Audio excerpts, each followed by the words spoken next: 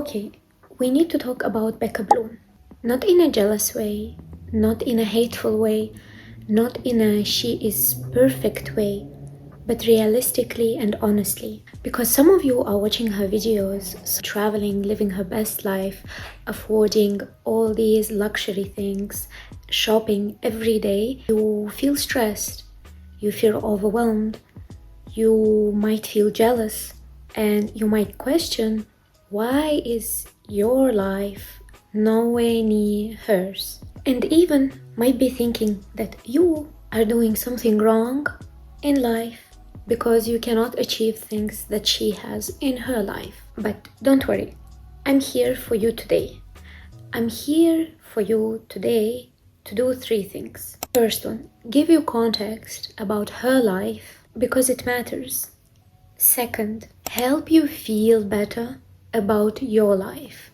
And third, give you small financial tips that you can apply to your life to make your life less overwhelming, less stressed, and to feel more stable. So stay with me till the end. But before we start, I ask you to like and hit that subscribe button because as a new channel, it helps me a lot. Every single action that you do on my channel, whether it's like, comment, subscribe, like someone else's comment, helps me a lot, and it goes a very long way in building a community and building this channel.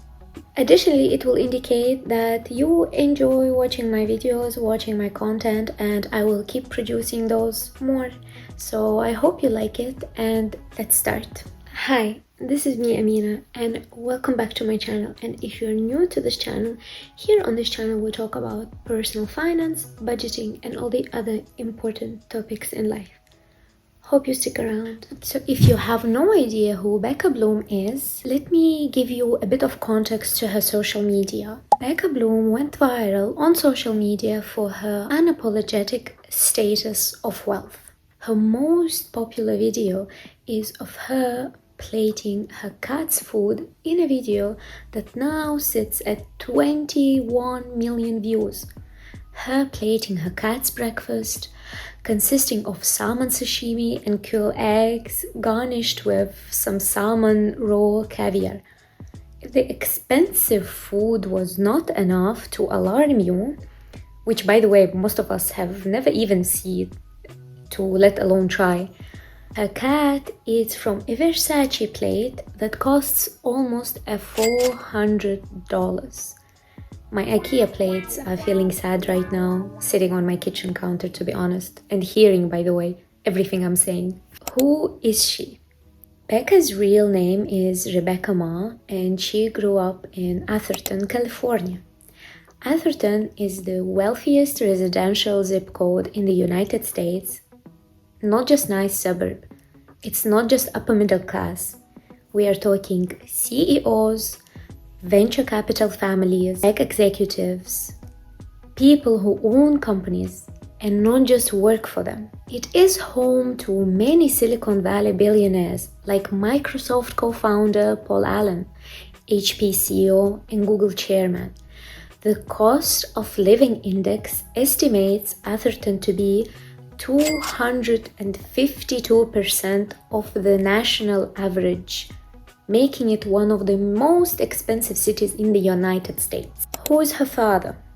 Her father, Simon Yiming Ma, I apologize if I don't pronounce the names correctly, co-founder, chairman, and CEO of Camelot Information Systems, which was established in 1994 and went IPO. So this company went public in 2010 and raised approximately $150 million. The company went public in 2010. It went public and it raised $150 million in 2010. I'm trying to focus on it so that we all understand the context correctly. Her mother, Heidi Shu, holds the title of president and director now in the same company and has worked in Silicon Valley business and real estate which has skyrocketed in value for decades. We all know what happened to the prices of real estate in the past years. So we can imagine how massive and big all of this is. So this is generational wealth territory. This is family networks and safety. This is money that existed before she was born. And let me remind you that this lady is not an average person that's living her life. She is not an average girl living her life like most of us. Most people, just like me, we work 9 to 6.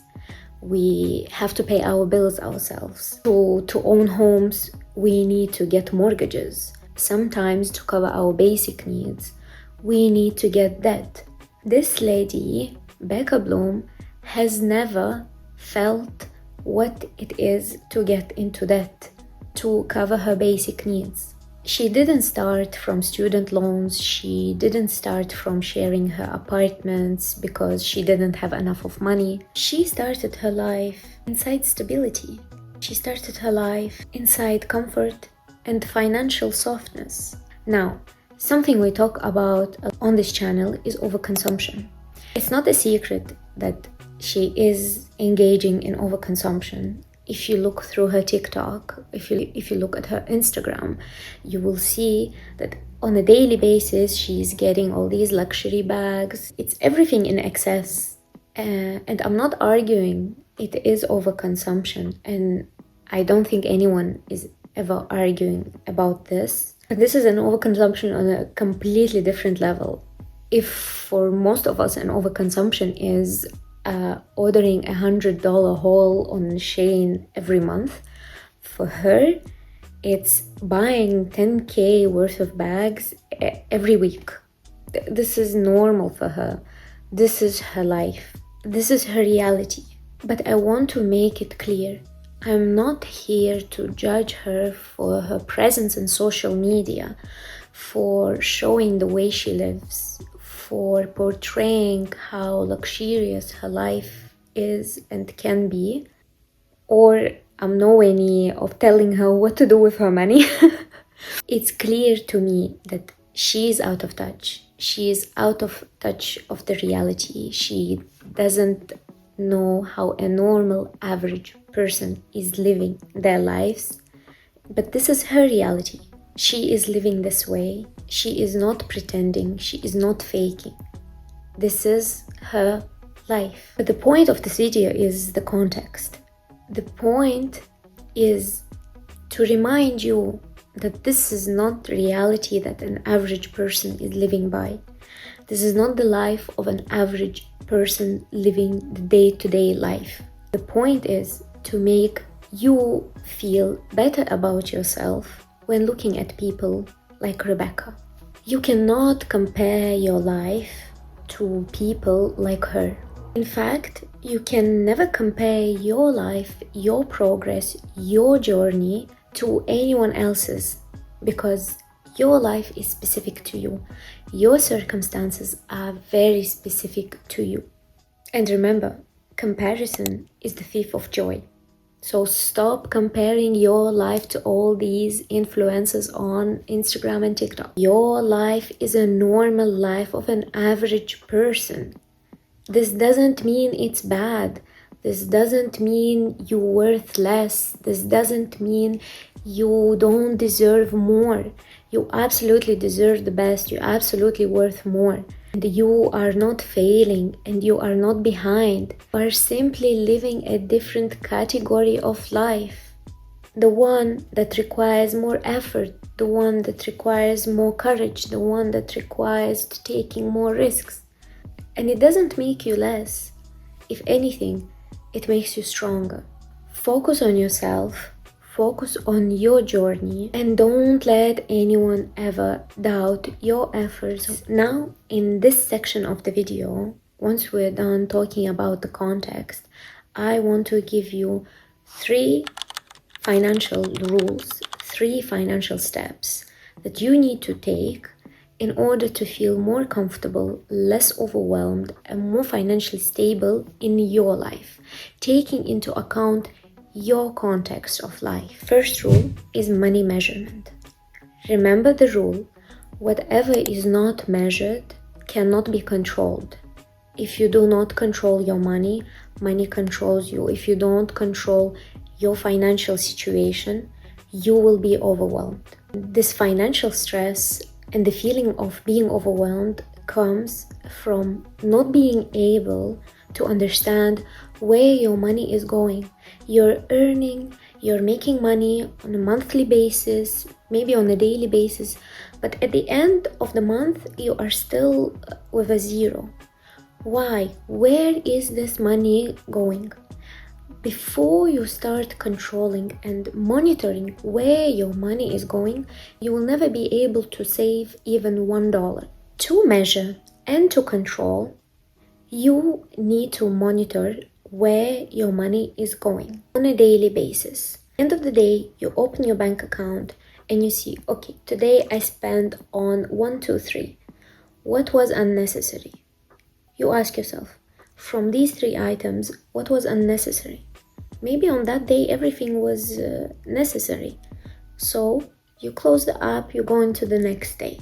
The next day, in the evening, again, you sit down and you ask yourself, what was unnecessary? There must be one thing that is unnecessary, even if it's a $3, even if it's a $2. Every single dollar counts when you are trying to distress yourself financially. This exercise needs to be repeated for a month to find a pattern on what you are spending on.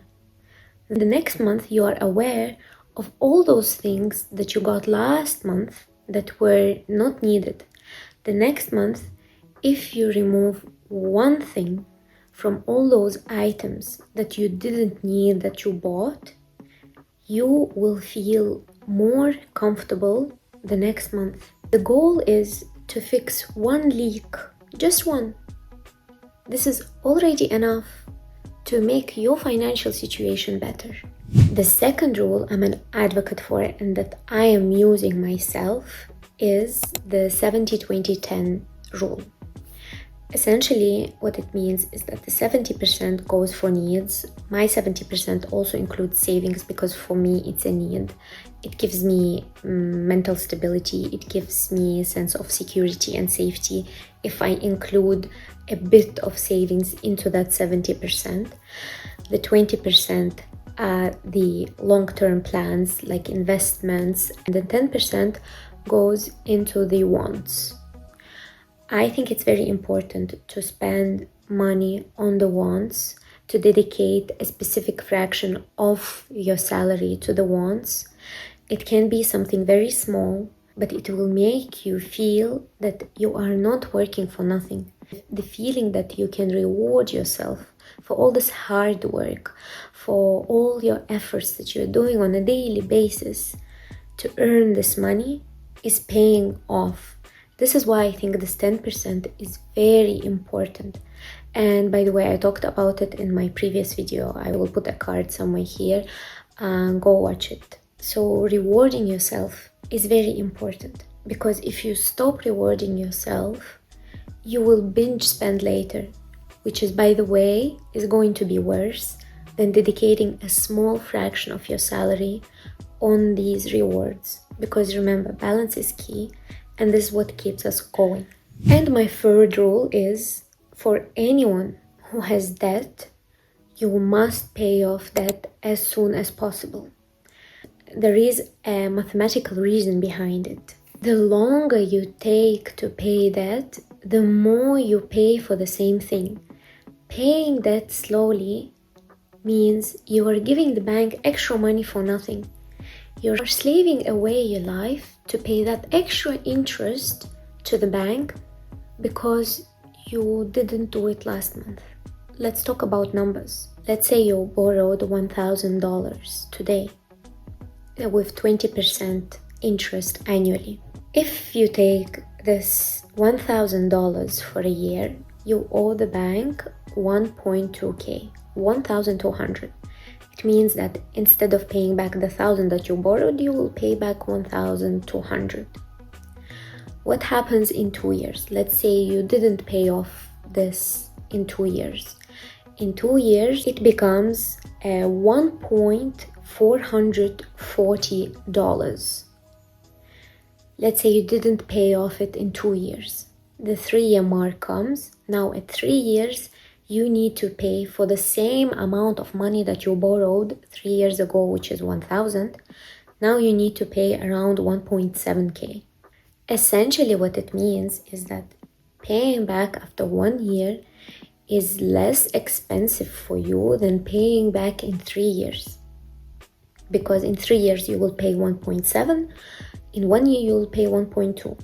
So in these 2 years, between 3 years and 1 year, you will use additional $500.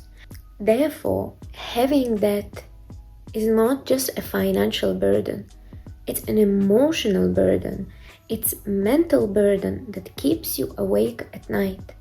And your goal, if you are someone who has debt, needs to be paying off this debt as soon as possible. This needs to be your top 1 priority into becoming a little bit more financially stable. So the measurement and control point that I described a few minutes ago, use this. Use the control method to pay off your debt as fast as possible. Understand where your money is going and move the unnecessary things from your life into paying your debt. As I said before, every dollar counts when you are trying to become a little bit more financially stable. Every dollar counts when you are trying to close off your debt, to pay off your debt. So if anyone is telling you that $1 doesn't matter, 1 cent doesn't matter, do not listen to these people. Stick to paying off your debt as soon as possible and don't let anyone convince you otherwise. That's it from me for today. Thank you so much for watching. I hope you enjoyed this video, and if you did, please comment, like, subscribe, and I will see you in my next one. Bye!